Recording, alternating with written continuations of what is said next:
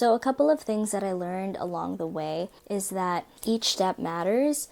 I didn't start by launching a full-fledged business. I took small and manageable steps, and I gained experience along the way. So every business that I have worked with has introduced me to concepts, collaborators, clients who I later worked with down the road. Many of them continue to come back into my life with more exciting projects that we can collaborate on, and that's truly such a thrilling journey. I love seeing how people evolve, how their businesses evolve, and how they're continuing to pursue those sparks of inspiration that come to them. And yeah, just the ways that their missions have expanded throughout the years has been really, really cool to witness. The second one is that support is absolutely essential. Whether it was the part-time childcare support that we brought on, whether it was my husband tag teaming absolutely everything with me and continuing to do so, or whether it was our families who would step in to help. Usually when I do get some support, it's in the evenings when everyone's home from their work and now I start mine, or the flexibility of my clients who have just been so God sent to me, especially as things have had to change over the years. Like, I've had new babies.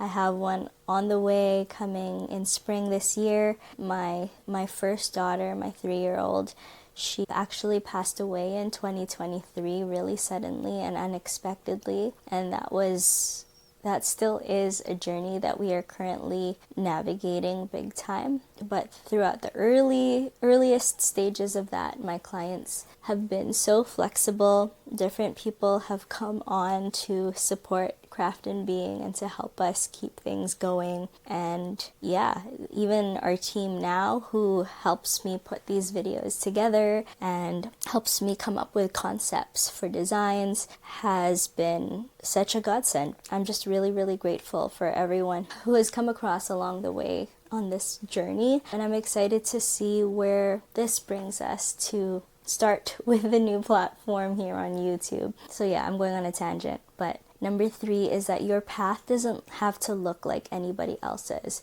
So some moms thrive with full-time work. They thrive being out of the home, and that's what works for them. That's where they are called. That's what works for their family.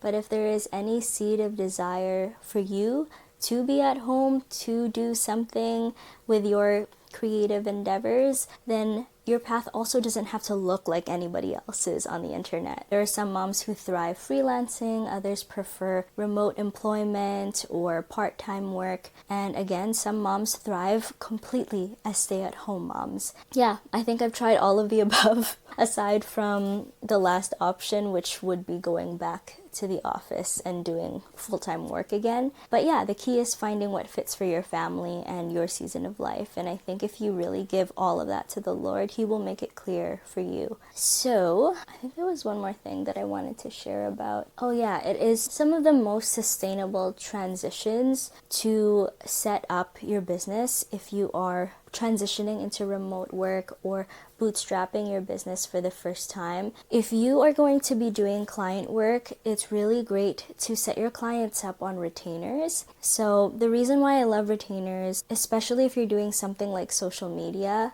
this doesn't quite work for one-time branding projects because it is a one-time thing. Like, you design the brand, you do the brand strategy, everything, and then you send the package off, and that may be the last time that you ever work with that client again, unless they want to bring you on for ongoing projects. If you are working in content creation or social media, it's really great to set your clients up on a retainer because it gives you predictability at the end of every single month. So a retainer could look like a $3,000 package. It could look like a $5,500 package. It could look like a $900 package or a $500 package, depending on the scope of what you are providing and the amount of work that you're doing. So are you doing reels? Are you doing video editing? Are you filming and producing and taking these photos for that client? Or are you simply editing social media graphics for them?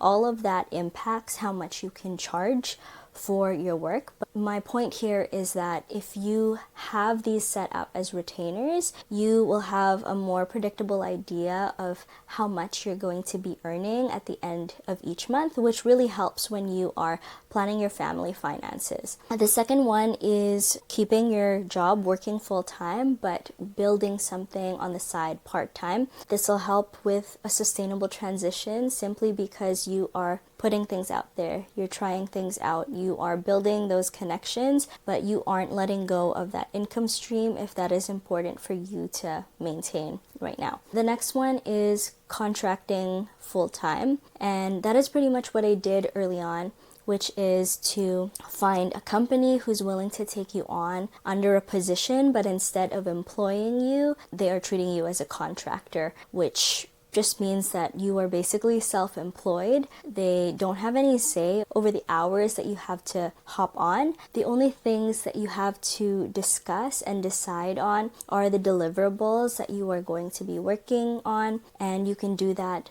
on your own time because you are technically a business owner. You are working on your own time if you are a contractor for somebody, but it still provides you that predictability at the end of each month because you're set up on a contract. So it is like retainers, but it's working for one client rather than multiple. And the last one is whitelisting for an agency that already exists, and that's what I was about to do with that first opportunity that came my way, and it is to work for an agency that's already established, but instead of you going out there to get the clients, you are doing the work for their clients and getting a percentage of what they pay. So you don't get the full percentage because that business did all of the work to secure that client. So they're doing the sales and marketing and they have the systems and operations in place, but you are the one who is doing the work, as in like copywriting or graphic designing or whatever service it is that you are offering. So I think these are all ways that are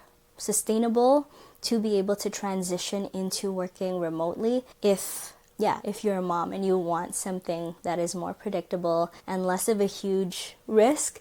And when I say huge risk, it's really just because there are a lot of things to bear in mind if you are going to completely quit your job and then completely jump into business ownership. It's a lot to learn. Not to say that you can't do it though. Yeah, I hope that is helpful. And if this sort of content on navigating what life is like when you are working remotely from home, but also a stay-at-home mom is helpful for you, or if you want to learn more about creativity and publishing online, posting on social media and sharing your story and what that looks like, I am planning to share much more of that on this channel, so follow along and subscribe.